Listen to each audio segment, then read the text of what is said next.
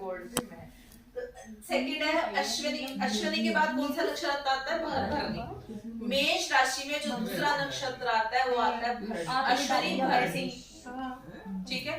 जो भरणी नक्षत्र है ना, जो फर्स्ट नक्षत्र है वो क्या है? जो पहली चीज है, हमें कुछ भी चीज स्टार्ट करनी हो तो उसमें हमें पहले एक बीज चाहिए होता है। वो हम एक आइडिया को भी बीज कह सकते हैं। जैसे हमने एसोसिएशन बनाई तो एक बीज डाला, एक आइडिया आया कि हमें एक एसोसिएशन बनानी चाहिए, तो उसको हम बीज कहेंगे। तो जो फर्स्ट नक्षत्र है इट इज लाइक सीड। और फिर आप देखो इसमें कितनी एनर्जी है कि इसमें केतु है, इसमें मंगल है, इसमें अश्वनी है। अश्वनी मीन्स घोड़ा। घोड़े में कितनी एनर्जी होती है ना। तो अश्वनी नक्षत्र में जो ग्रह होता है वो बहुत ज्यादा हमारे को, या जिस व्यक्ति का चंद्रमा इस नक्षत्र में होता है, वो व्यक्ति काम को स्टार्ट करेगा ही करेगा। जो उसके माइंड में आइडिया आ गया वो फलीभूत करेगा ही करेगा, चाहे वो कुछ भी करे, जैसे भी हो। उसको जितना मर्जी क्रश करने की कोशिश करो। बीज होता है ना, बीज यहाँ रखा है और मैं सोचूं कि अनिल जी सोच रहे हैं कि ये बीज मैं बोऊंगा, मैंने बोने नहीं देना, मैं उठा के उसको कहीं फेंक दूं, वो वहां उगाएगा, पर उगेगा। बीज का बेसिक नेचर है उगना। अगर उसको क्रश करके भी कहीं डाल दोगे ना वो तब भी उगेगा। मीन्स इस व्यक्ति ने जो सोच लिया वो करके ही छोड़ेगा, वो होके ही रहेगा। चाहे तो वो मंगल, हम चंद्रमा को ले लें, जिसका चंद्रमा अश्विनी नक्षत्र में, या कोई दशा चल रही है और वो अश्विनी नक्षत्र में बैठे हुए ग्रह की चल रही है, उस समय वो व्यक्ति जो काम करेगा वो काम करके ही छोड़ेगा। वो उसका काम होगा ही होगा, जितनी मर्जी डिफिकल्टीज आए, जितना मर्जी आप उसको रोकने की कोशिश कर रहे हो, वो नहीं रुकेगा, क्योंकि वो बीज है और बीज का जो बीज बार बार उगेगा। अब वो बीज डाल दिया हमने अश्विनी नक्षत्र में, राइट, ठीक है। अश्विनी के बाद आ गया भरणी। 13 डिग्री 20 मिनट के बाद जो भी मेष राशि में प्लैनेट होगा वो भरणी नक्षत्र कहलाएगा। अब भरणी क्या है? भरणी का स्वामी क्या है? कौन है? शुक्र। मतलब केतु, मंगल में शुक्र। अब हमें मंगल शुक्र की युति भी पता है। मंगल शुक्र की युति हमें पता है कि वो बहुत ज्यादा एनर्जी दे देती है। शुक्र क्या है? शुक्र सृजन का कारक है। और सृजन क्या है? Reproductive system. जो एक फीमेल का रिप्रोडक्टिव सिस्टम है वो इसका चिन्ह है। जैसे वहां अश्विनी में घोड़े चिन्ह थे, वैसे यहाँ पर रिप्रोडक्टिव सिस्टम या पार्ट ऑफ अ फीमेल इसका चिन्ह है, ठीक है, जिसको बुक्स में भग लिखा हुआ है, ठीक है। अब उसमें क्या है कि वो बीज डल गया है। अब क्या होगा? अगर बीज डल गया है पेट में तो वो उससे बच्चा पैदा होगा, है ना। मतलब वो पैदा हुआ, वो बाहर आ गया। बाहर आ गया या अभी वो अंदर है? बाहर आ गया, समझो। ओके, भरणी, बाहर अच्छा। आ गया, ठीक है। भरणी नक्षत्र में जो भी चीज होगी वो सृजन करेगी, सृजन। हाँ, अगर मेष राशि है आपकी और कोई भी प्लैनेट आपका 20 डिग्री पर है, 18 डिग्री पर है, मतलब 13 डिग्री से ज्यादा है, वो भरणी नक्षत्र में है, ठीक है। और जो भरणी नक्षत्र का जो डेटी है वो यम है,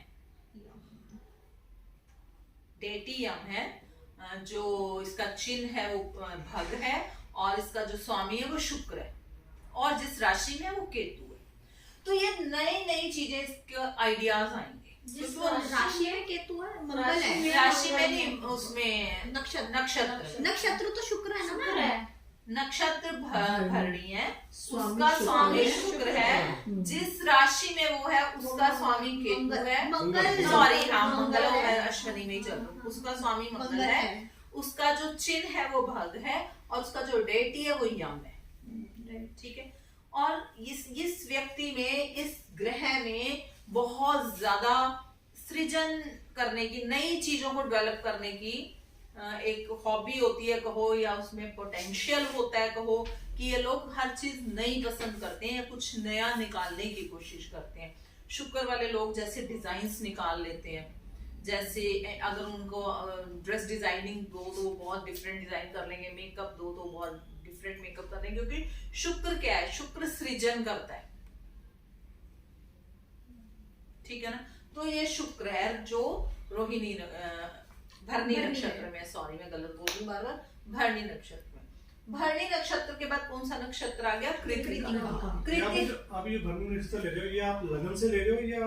मैं इसमें लगन राशि से मैं आपको 2 मिनट, ये आप थोड़ा सा बोल रहे हो, मैं समझ सकती हूँ। जहाँ से आपका अभी फर्स्ट राशि मेष को- राशि जहाँ से स्टार्ट होगी, कैसे ले रहे हैं? चार्ट खोलोगे ना। नहीं मैं ये कहता हूँ जैसे एक पर्सन पैदा हुआ, मैं समझ गई। उसका लगन का नक्षत्र कुछ हो रहा है, राशि का कुछ हो रहा है। लगन का नक्षत्र कोई नहीं होता, राशि का नक्षत्र। राशि का नक्षत्र। देखो मैं आपको बताती हूँ। अच्छा, नहीं जैसे लगन में नक्षत्र जो आता है वो नहीं कैलकुलेट करते। सर लगन का नक्षत्र तो वो आ गया ना, वो जैसे क्या फॉर होता है? एग्जांपल मकर लगन है मेरा, वो कौन से नक्षत्र में आ रहा है? नहीं मैं बताती हूँ, जो अनिल जी कह रहे हैं मैं समझ पा रही हूँ। वो लगन की हम डिग्री यहाँ का से कर नक्षत्र लेते हैं, कह रहे वही हैं। वही है। है ना, 1 2 10 नंबर राशि हाँ, मेरी जहाँ से स्टार्ट हो रही है, राशि के अलग अलग। 7 हाँ, 8 वही तो। 9 10 11 12, ठीक है। हमारा मेष राशि यहाँ पर है, तो इस मेष राशि में भी हमारा यहाँ पर 13 डिग्री 20 मिनट तक जो है अश्विनी है, वो तो वही है जो फिर यहाँ भरणी है और कृतिका, इन दोनों में वो आता है। समझ गया मैं। वो समझ गए। अब एक है चंद्रमा।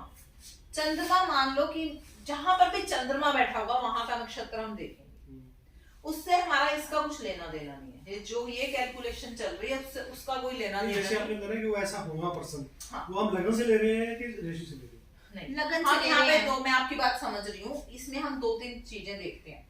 एक तो चंद्रमा जिस नक्षत्र में है, हमारा नेचर वैसा होगा, हमारे नेचर में वो, राशि कम की ना हमारी। हाँ ठीक है। दूसरा, लगन जिस नक्षत्र में है, मान लो किसी का मेष लगन है और वो यही लगन, लगन है हमारी। इसका सारा मुझे अच्छे से याद नहीं है। सर ये डिग्री पे भी डिपेंड करेगा ना। हाँ, तो मान लो कि मेष राशि, मेष लगन में कोई व्यक्ति पैदा हुआ है और उसके लगन की डिग्री 5 डिग्री है, तो इट मींस कि वो अश्विनी नक्षत्र में पैदा हुआ है। अब उसका यहाँ पे कोई चाहे कोई भी ग्रह ने लिखा, चाहे कोई भी ग्रह नहीं हो वहाँ पे, हाँ। फिर भी वो पैदा अश्विनी नक्षत्र में हुआ नहीं है। मैं वही तो कहना चाह रहा हूँ, जैसे यही कुंडली है जैसे आपने बनाया, और कोई उसमें नक्षत्र लगन में कोई भी कोई भी ग्रह कोई नहीं है। नक्षत्र आ रहा है, कोई ग्रह नहीं है, हाँ। जो भी नक्षत्र आएगा तो उसकी नेचर वहाँ के हिसाब से वहाँ के होगी। हिसाब से भी भी होगी, होगी, पार्ट ऑफ इट। वो भी होगी। मैं वही कहना चाह रहा हूँ। हाँ, वो भी होगी। और जहाँ But चंद्रमा हम- होगा मैं- वहाँ भी होगी। जो मैंने आपकी बात बिल्कुल ठीक है कि चंद्रमा जहाँ पर है वो भी उसके नेचर में आएगा। जहाँ पर जैसे लगन और राशि का है, अगर मेरा लगन सिंह है तो सिंह लगन की भी क्वालिटीज आएंगी। अगर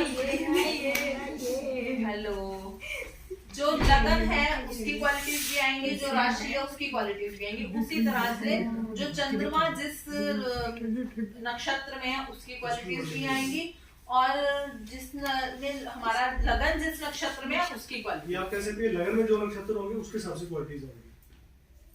लगन तेरह में जो तेरह डिग्री 20 मिनट होगा ना, तो उसके बाद नक्षत्र बदल जाएगा। लगन में जो अगर 13 से ऊपर डिग्री आती है तो हाँ, बस जो नक्षत्र जैसे लगन लगन 20 में डिग्री 3 है, नक्षत्र तो आएंगे आएंगे ना। 3 नक्षत्र आएंगे, बट सर, जरूरी नहीं है ना, डिग्री क्या है? हमारा अगर हाँ। कोई एक व्यक्ति 10 डिग्री पे पैदा हुआ है, जब वो पैदा हुआ तो लगन तो 10 डिग्री पे था, हाँ। तो पहला वाला नक्षत्र आ जाएगा ना। उस नक्षत्र के हिसाब बट से पीछे वाले का भी एक हाँ, उस नक्षत्र आएगा। नक्षत्र के हिसाब से उसकी जो कैरेक्टरिस्टिक्स उसके हिसाब से उसके हिसाब से आएंगे। वही मैं दूसरी बात, जो एक मेन चीज जो मैंने अभी कुछ पिछले टाइम में नोट करी है, वो ये कि जो हमारा ग्रह की दशा चल रही होती है ना, वो जिस नक्षत्र में होता है वो बहुत इंपॉर्टेंट है उस दशा को प्रिडिक्ट करने के लिए, जो मैंने आज तक नहीं नोट किया।